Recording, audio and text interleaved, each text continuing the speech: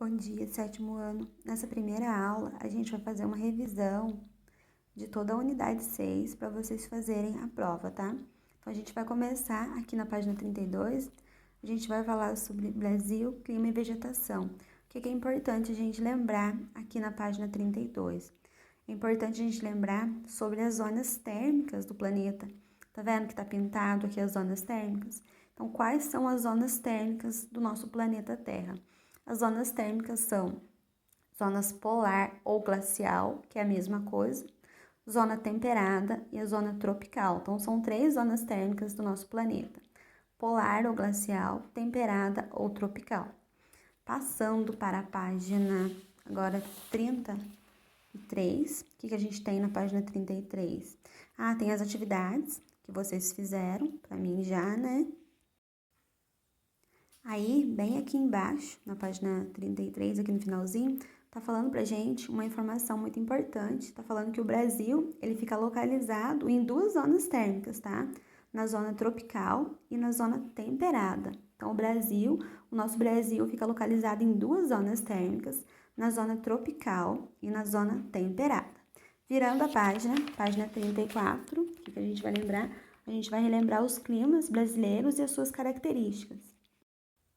Então, nós vimos que o Brasil fica localizado nas zonas tropical e temperada, né, em 2 zonas térmicas, e por esse motivo, por ele ficar classificado entre 2 zonas térmicas, o Brasil ele tem uma variação climática, são vários climas predominantes aqui no Brasil e uma diversidade de vegetação.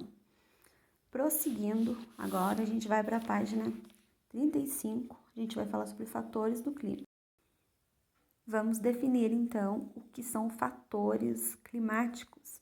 O que são fatores do clima? Os fatores do clima, gente, são vegetação, latitude, altitude, relevo, maritimidade e continentalidade, tá? Então, esses são os fatores climáticos, são os fatores do clima.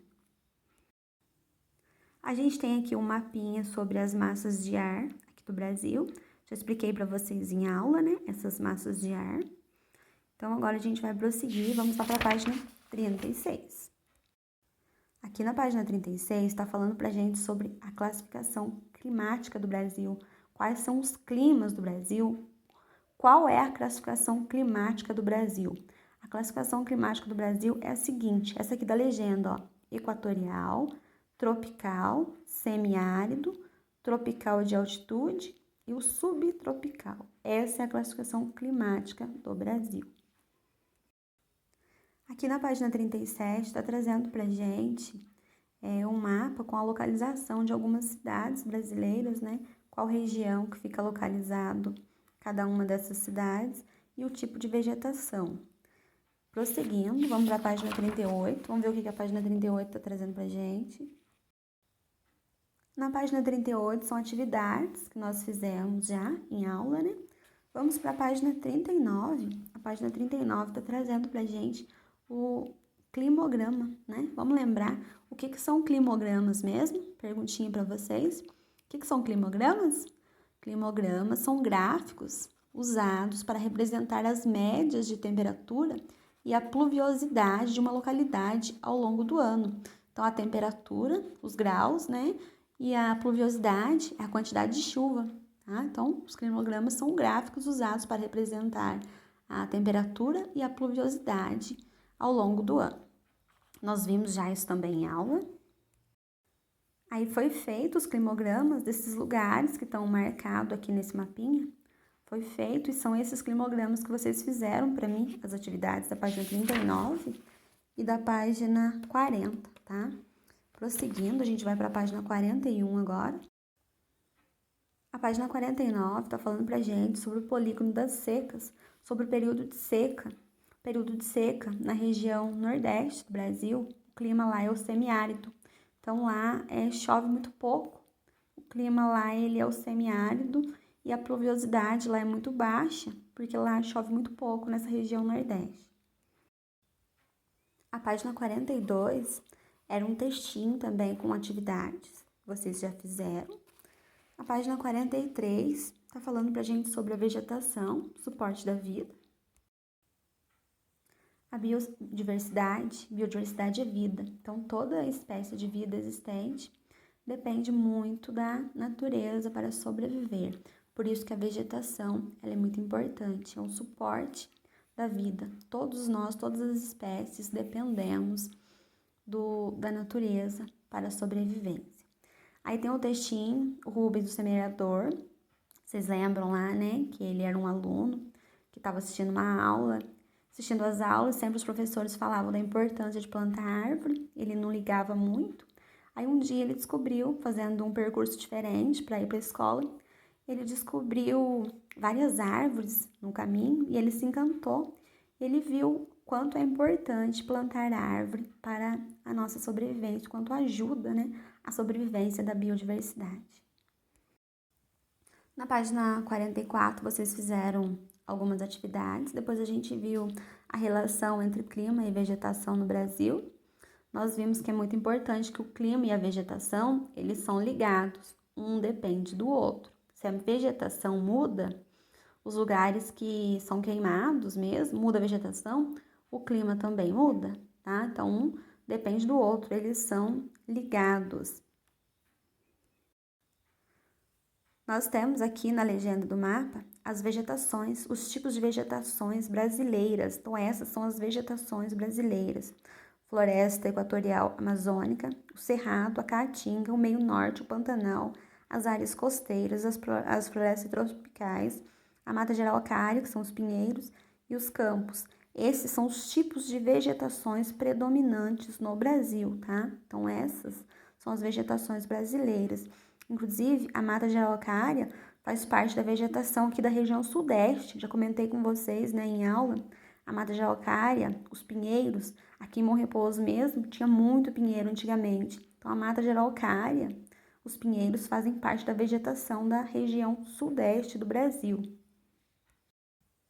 Na página 45, vocês fizeram atividades também. Vamos prosseguir, página 46. O que a gente viu na página 46? A página 46 e a página 47 estão mostrando pra gente as vegetações espalhadas pelo Brasil. Cada região do Brasil é um tipo de vegetação. Então, tá trazendo pra gente aquelas vegetações que eu falei pra vocês que fazem parte do Brasil e a região que predomina cada tipo de vegetação, tá? Então, a página 46 e 47 tá falando sobre as vegetações de cada região do Brasil. Página 48 está falando sobre a degradação do meio ambiente e a vegetação atual. A degradação do meio ambiente, gente, é a transformação que o meio ambiente ele passa com o decorrer do tempo, tá? Então, ele foi se transformando, o meio ambiente ele se transformou em pasto para gado, transformou em plantações, o processo de erosão modificou, depois que ocorreu a criação de cidades, áreas foram desmatadas, foram devastadas para construir cidades. Construiu cidade bem próximo, tem um lixão, um depósito de lixo. Então, tudo isso faz parte da degradação do meio ambiente, que é a transformação que o meio ambiente passou, né, sendo modificado com o passar do tempo, sendo transformado em cidades, asfalto, pastagens, plantações, a própria natureza com o processo erosivo transformou o meio ambiente. Então, isso é a degradação ambiental e a vegetação atual que a gente tem hoje, né? Construção de cidades, asfaltos, ruas. Na página 50, vocês fizeram atividades para mim. Na página 51, a gente tem 2 mapas sobre os lugares no Brasil que estão sofrendo impactos ambientais, né? Estão correndo risco, áreas de risco, onde a natureza vem sendo devastada a cada dia. Então, são os lugares, as áreas de risco que estão correndo o risco de ser devastada totalmente no Brasil. Prosseguindo, então, página 52, que a gente tem na página 52. Na página 52, continua falando pra gente sobre os impactos ambientais. Tá trazendo os impactos lá no Cerrado e na Mata Atlântica, né? Dia a dia vem sendo destruído por queimadas, por poluição, por desmatamento, enfim, tudo que faz mal para a natureza vem ocorrendo nesses lugares a cada dia. Página 53 está trazendo para a gente os limites e as ameaças. Tem aqui os lugares onde predomina todas as paisagens brasileiras e os lugares onde estão sendo ameaçados essas paisagens, tá? Onde tá ocorrendo queimada, tá sendo cortadas as árvores, está sendo invadido ilegal. Enfim, são as ameaças que estão ocorrendo no nosso meio ambiente, né, ultimamente. Aqui na página 54 tá falando pra gente sobre a proteção ao meio ambiente. Então tá falando pra gente das leis que foram criadas para proteger o meio ambiente das invasões, né, do corte ilegal de madeira, das queimadas, da biopirataria, de tudo que está ocorrendo para destruir a natureza. Foram criadas leis para tentar proteger o meio ambiente. Um órgão que foi criado para proteger o meio ambiente, esse órgão ele foi criado para controlar e fiscalizar as questões ambientais no Brasil, é o IBAMA. O IBAMA é o Instituto Brasileiro do Meio Ambiente, então ele é responsável por fiscalizar e controlar as questões ambientais no Brasil. Então, com o passar do tempo, foram criadas várias leis que protegem o meio ambiente. Até chegar em 2011, criaram também um novo Código Florestal que reforçou as leis anteriores que tinham. Foi criado também as unidades de conservação. Qual que é o objetivo dessas unidades de conservação? O objetivo é proteger a biodiversidade, proteger todas as espécies existentes por meio da manutenção dos recursos genéticos, hídricos e vegetais e promover a restauração dos ecossistemas degradados, tá? Então, o objetivo da unidade de conservação é proteger toda a biodiversidade do planeta Terra. Então, gente, várias leis foram criadas para proteger o meio ambiente, mas essas leis, elas existem, mas nem sempre são exercidas, tá? Essas leis, a fiscalização é muito pequena e há grandes interesses econômicos envolvidos. Muitas vezes essas leis elas são burladas, elas não são colocadas em práticas. Então, as leis existem, mas nem sempre elas são aplicadas, tá? Porque existe muito interesse econômico por trás e elas acabam sendo burladas e deixadas de lado. Enquanto isso, né, os invasores continuam entrando nas matas, cortando ilegalmente, praticando a biopirataria, que é a caça ilegal, né, dos animais, principalmente os que estão em extinção.